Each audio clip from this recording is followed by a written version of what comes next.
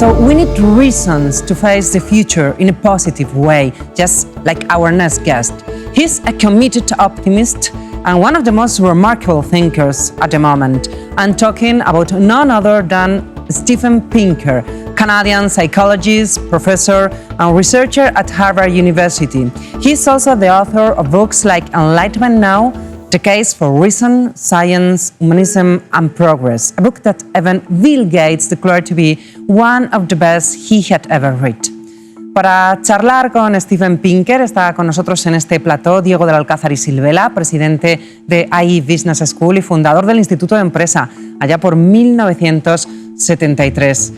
Okay, I'm going to speak to you today about the topic of progress and enlightenment in the 21st century. This is a topic on everyone's minds, especially during a pandemic that would seem to be the opposite of progress. So let me begin with the most basic question. What do we mean by progress? Could people even agree on what that word means? I think they can. I think it is actually a very straightforward concept.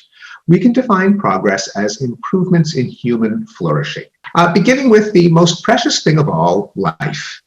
For most of human history, life expectancy at birth was pinned at around 30 years of age. But thanks to advances in sanitation and antibiotics and nutrition, life expectancy across the world today is now more than 70 years. In wealthy parts of the world like Europe, it's more than 80 years. But every part of the world has shown dramatic increases, including the Americas and Asia and Africa.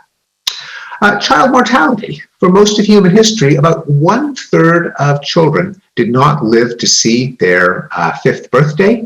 That has fallen by a factor of about 200.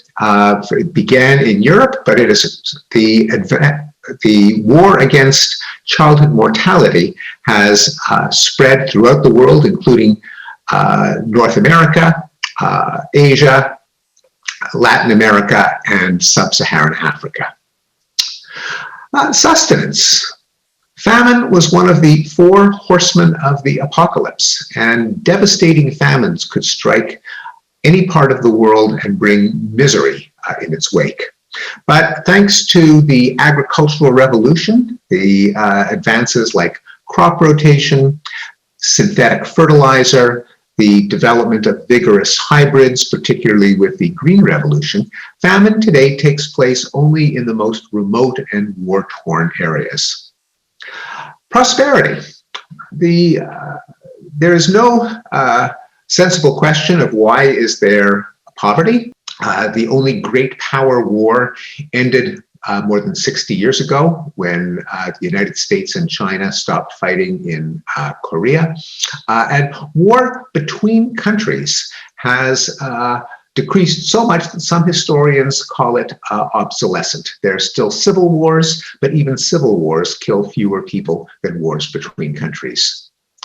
Freedom and rights. We have all read about the erosion of democracy in countries like Turkey and Hungary and Russia, and to some extent the United States. But still, if you count up the number of democracies and the number of autocracies, and you scale them by how democratic or how autocratic they are, you see that the world has never been more democratic than it has been in the last decade. That a majority of countries are more democratic than autocratic, and a majority of people live in countries that are more democratic than autocratic. I hardly need to mention this to a Spanish audience, at least of my age, because when I was a student, Spain and Portugal were fascist dictatorships. Literally half of Europe was behind the Iron Curtain and ruled by communist dictatorships. Most of Latin America was under the control of military dictatorships. The developed countries in East Asia, like South Korea and Taiwan and Philippines and Indonesia, were under military dictatorships, all of them democratic today. Speaking of rights, for much of human history, governments would establish their authority with brutal forms of torture and capital punishment, such as burning at the stake and breaking on the wheel, often for trivial crimes like stealing a cabbage or poaching on the royal property. But beginning with the Enlightenment in the 18th century, country after country abolished the use of torture as a form of criminal punishment. Country after country has abolished the death penalty. Every year, another 2 countries abolish the death penalty. If current trends continue, not to say they will, the death penalty will have vanished from the face of the earth by the end of this decade. Homosexuality used to be a crime in almost every country, but again, country after country has decriminalized homosexuality. Also abolished around the time of the Enlightenment were witch hunts, religious persecution, dueling among men of honor, blood sports like bear baiting, although again, a Spanish audience knows of a critical exception to the trend of abolishing blood sports, namely bullfighting, debtors' prisons, and most famously of all, slavery. Slavery used to be practiced everywhere on earth. Every ancient empire and civilization practiced slavery. No one seemed to think there was anything wrong with it. The Bible had no problem with slavery. So-called democratic Athens was a slaveholding society. But then beginning with the Enlightenment, there was a trickle of abolitions that turned into a flood. And so that today slavery is not legal anywhere on earth. On smaller scales, there have also been reductions in hatred and bigotry and prejudice. In the United States, for example, the percentage of people who say that they would move out if a Black family moved in next door has gone from about 50% down to about 3%. This is not just a phenomenon in the United States. Worldwide, the number of countries that have discriminatory policies written into their laws, like apartheid, or in the United States, Jim Crow, has plummeted. And the number of countries that have compensation policies like affirmative action that try to give a boost to minorities has gone up, so that today more countries have policies that favor their disadvantaged minorities than that discriminate against their disadvantaged minorities. And more generally, liberal values, religious freedom, gender equality, the rights of gay and lesbian and transgender people, the encouragement of autonomy in children. If you fold those up into one measure of liberal values, you see that in every part of the world, they have increased. Now, of course, they are most popular in the countries of Europe, particularly Northern Europe, such as Sweden and the Netherlands. But this is a tide that has lifted countries all over the world, so that even in the most conservative parts of the world, namely sub-Saharan Africa and the Middle East and Islamic North Africa, liberalism has increased, and domestic violence has fallen by about 75% over the last 50 years. Knowledge.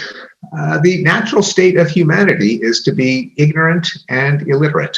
And for most of human history, literacy was a privilege of an aristocratic and clerical minority. About 15% of Europeans could read and write 500 years ago. Europe achieved universal literacy by the turn of the 20th century, and the rest of the world is catching up. Indeed, today, about 80% of the world can read and write, about 90% of people under the age of 30. Not just boys, but girls, whereas 150 years ago, only 6 women could read and write for every 10 men who could in countries of Europe. Europe achieved gender parity in education by the turn of the 20th century, and the world is very, very close, almost 50-50. Even the most backward countries when it comes to educating girls, like Pakistan and Afghanistan, have seen huge increases in the percentage of girls who go to school. Well, does any of this affect our quality of life? And the answer is it does. Well, does any of this make us any happy? That is the ultimate form of progress. And the answer is, on average, yes. There is a pretty strong relationship between life satisfaction and income. GDP per capita. It is a logarithmic relationship, so an extra 1,000 euros increases the happiness of a poor person much more than a rich person. But it occurs in all countries, and it occurs within all countries. Even though we don't have data on how happy people were 100 years ago or 200 years ago, we can guess that because the world has gotten more prosperous, that people's happiness has increased. Back to the 1980s, show that in about 3/4 of countries, people are happier now than they were several decades ago. Interestingly, the United States is not one of them, but a majority of countries have become happier. There's a widespread belief that despite all of these increases in our prosperity and our freedom, that there's an epidemic of suicide, people are killing themselves. That would seem to refute the idea of progress. Turns out not to be true, that in the last 30 years, the global suicide rate has fallen by about 30%. This is true in a majority of countries, although not all of them. In the United States, as often happens, the United States is an exception to many of the trends of progress. Suicide rates have crept up a little bit, but still a majority of countries have seen a decline in suicide.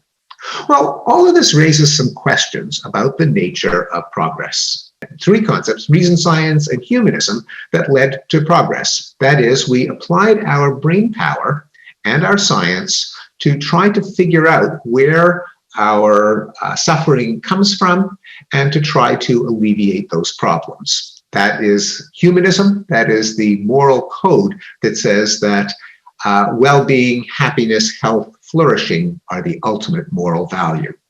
Now you might say, well, isn't this obvious? Doesn't everyone believe in reason, science, and humanism? The answer is no. There are alternative systems of values and beliefs and ideology. There's religious morality, the idea that what's right and wrong comes from Holy Scripture.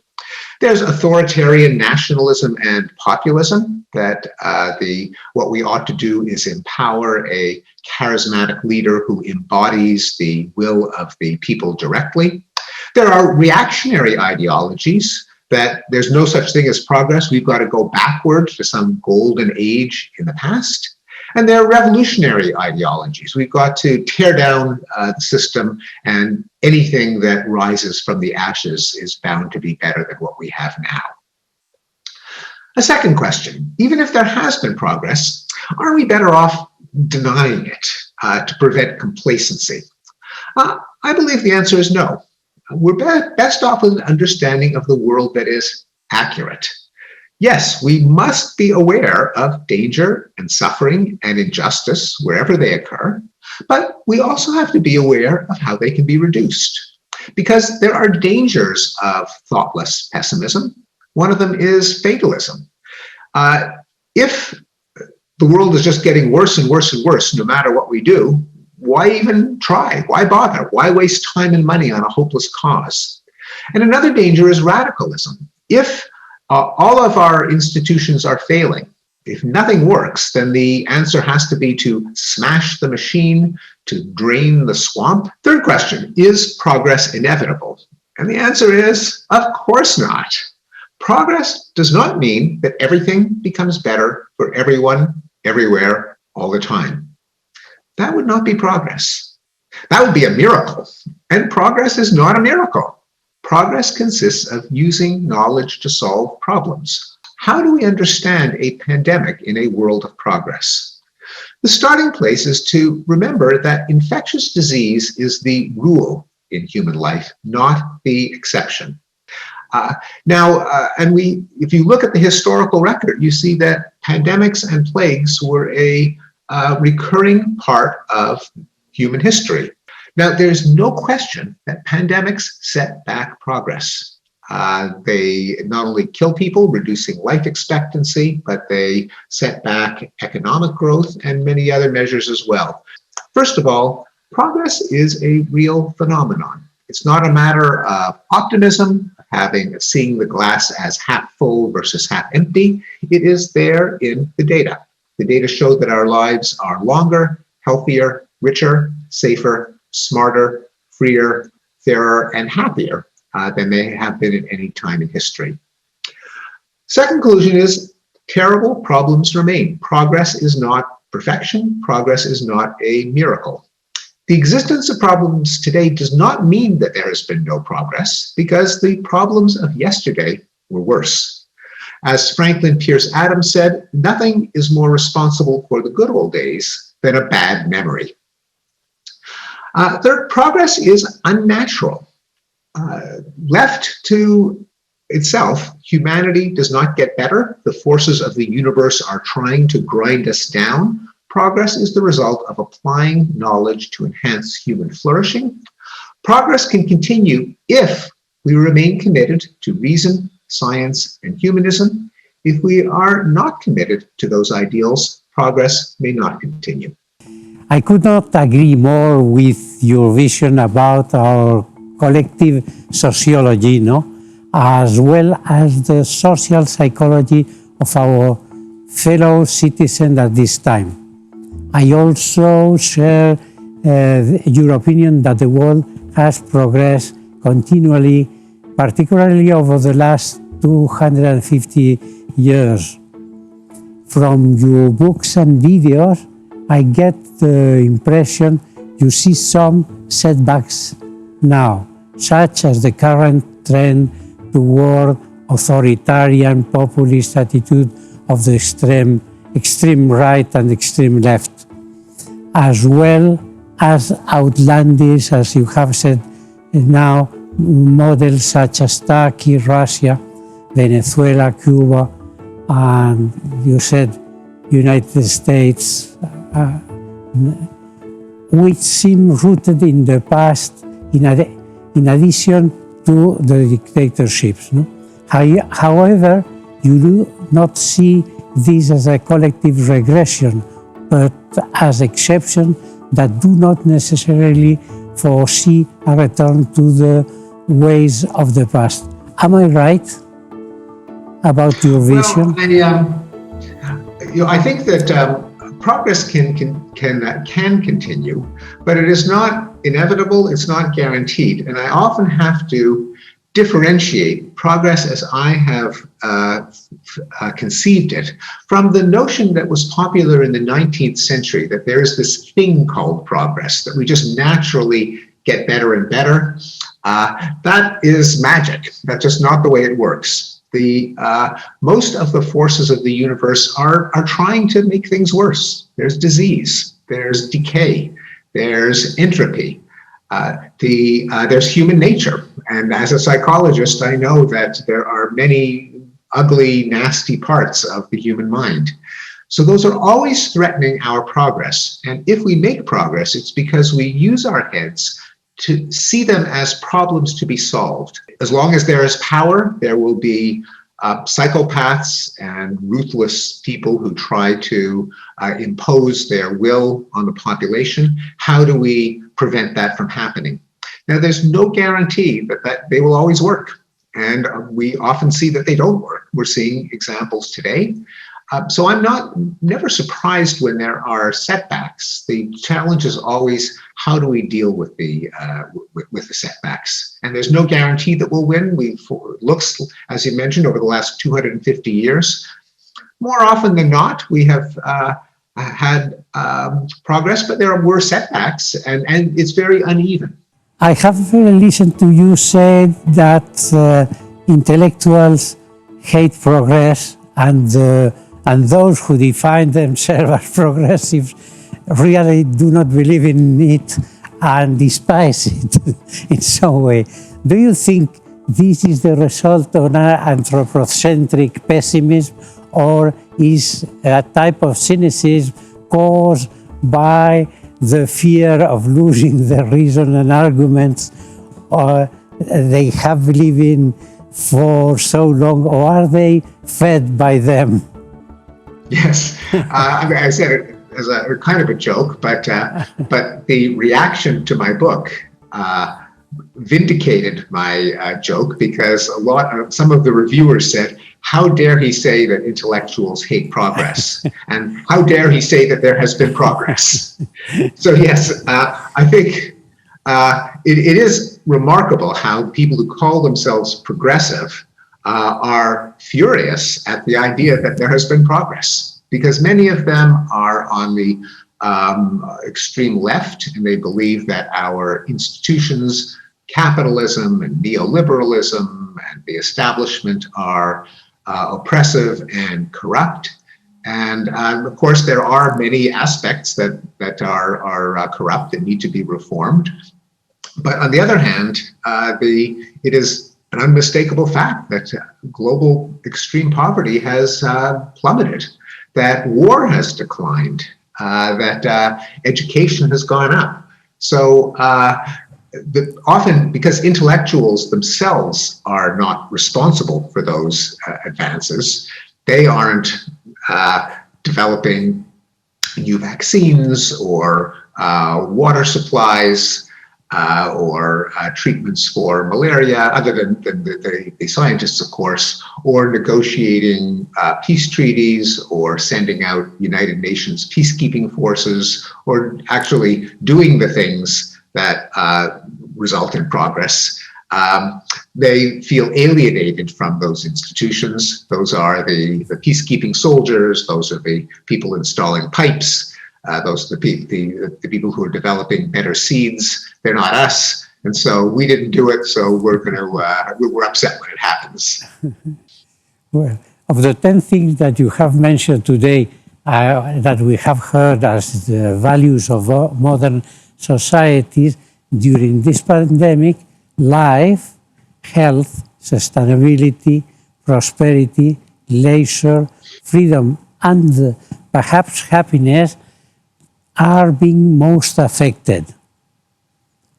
The two remaining, power and knowledge, less so, which suggests to me that this pandemic has strongly affected the confidence in these values, at least in the short term. What do you think? That has happened really, or not so? Well, in terms of knowledge, as I mentioned, it's actually quite astonishing how rapidly the world has deployed knowledge to fight the pandemic. Now, there are exceptions, such as the President of the United States, but a shame and an embarrassment to our country. But still, there have been horrible conspiracy theories. Bill Gates is deliberately infecting people so that he can sell vaccines. It's 5G cell phone towers. But still, governments have not been acting on those crazy ideas, and the momentum is toward developing a vaccine and epidemiological measures like social distancing and masks. Many countries, again, the United States is one of the worst, have not been effective at using scientific knowledge, but the world as a whole has been progressing very rapidly to containing the disease. Now, of course, it is not just in actual people getting sick and too many dying, but there are also other effects of the pandemic: poverty, other diseases that people are not getting treated because they are staying away from doctors, or because the infrastructure of poor countries doesn't allow the development of public health measures, the horrible economic effects. So there's just no question that most of the measures that have been increasing will go down in the next few years. History suggests that they will rebound and go back up. There's no guarantee, but there's certainly no question that this has not been a year of progress. Now I think it must be politically incorrect to say that you have experienced intense of censorship yourself. The result of a society that allows those who believe the truth has been revealed to them behave like an inquisition to prevent freedom of thought or expression. That is to say, it creates a new citizen theocracy that represents the only truth and that is determined to impose the canons of the politically correct on society, bigotry, and self-censorship. Are you concerned that this tendency will continue and could damage the freedoms that have been won after many centuries of struggle against religion, and fundamentalism? I am concerned. I think that there is a threat to Enlightenment values from the right, from authoritarian populism. There is also a threat from the left, from the ideology that's sometimes called wokeism, being woke in the United States, of social justice, of anti-racism, that has rejected the idea that there is an objective truth, that no one knows it, but that we can try to seek it by open debate and disagreement, that societal problems are hard to solve, no one knows the answer. In this alternative way of thinking, there is a battle between groups that have power, namely white heterosexual men, and those that don't, women, people of color. It's a war there between them. It is zero sum. The more power that disadvantaged minorities and sexual minorities have, the less power white men must have, and vice versa.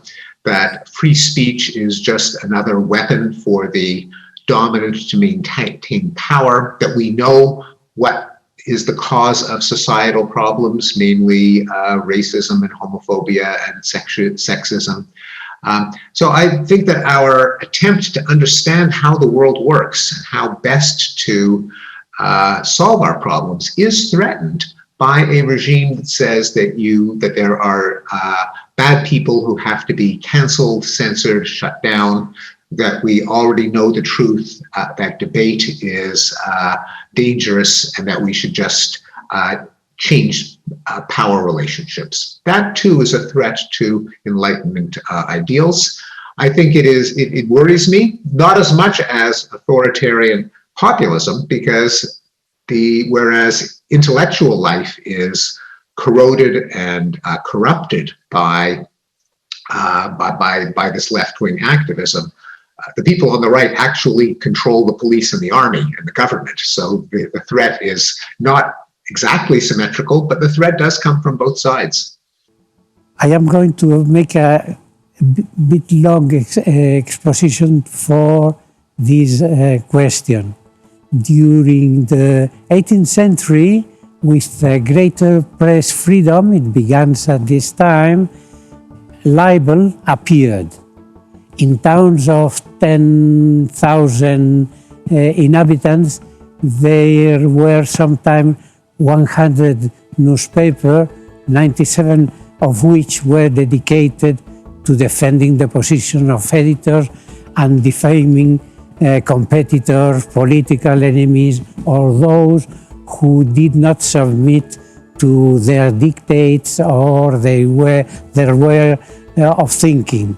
Politicians, officials, military, merchants, etc. The United Kingdom's anti-liberal laws prevented the chaos and affected freedom and freedom of information. And these laws also put an end to the fake debate on freedom of expression. Do you think we will see new anti-libel laws to deal with the phenomenon of defamation and insult on social networks? To deal with fake news and disinformation campaigns? Doing this would mean changing the soul of the internet, but perhaps it will be necessary. What do you think about this? It's extremely interesting, and I think we need to know more of the history of the kind that you just explained, because people often think that the fake news, the conspiracy theories, the quack cures, all of the garbage on social media is a new phenomenon. But as you point out, whenever there is a new medium, such as the press, there's all kinds of crazy stuff that circulates. And we have not yet figured out how to deal with the new forms of information spread in social media. I think we're in the middle of an experiment. We don't know how it will play out. We see that the rules of the game have a huge effect on the quality of different media.